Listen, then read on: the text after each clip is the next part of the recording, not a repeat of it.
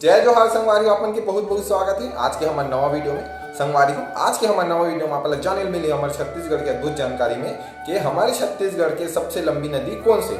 आप मन तो जानते हो संगवारी हमारे छत्तीसगढ़ में बहुत से नदी है, मुख्य तो 5 है पर ओकर सहायक नदियां मिलाबो तो बहुत हो जाते। तो संगवारी अगर आप मन जानते हो कि कौन से नदी सबसे लंबी है तो कमेंट में बताओ, और अगर नहीं जानो तो मैं बताऊँ।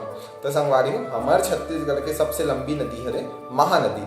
नाम से ही समझ आ संगवारियों, महा मतलब बहुत बड़े। तो संगवारियों का लंबाई बात करें तो वो है 858 किलोमीटर में। हमारे छत्तीसगढ़ में संगवारियों 286 किलोमीटर में। तो संगवारियों अगर आप मन ये जानकारी पसंद आई होगी तो हमारे पेज ला फॉलो करो, और आप मन कमेंट में बताओ हमारे छत्तीसगढ़ के महानदी ला और कौन से नाम में जानते। तो एक ठन नाम मैं बता देता हूँ संगवारियों, हमारे छत्तीसगढ़ के नदी थे गंगा, मतलब छत्तीसगढ़ के गंगा कहे जाते महानदी ला, और एक ठन और नाम हवे ते कौन से नाम है तेला आप मन कमेंट में बताओ। बहुत बहुत धन्यवाद। जय जोहार, जय छत्तीसगढ़।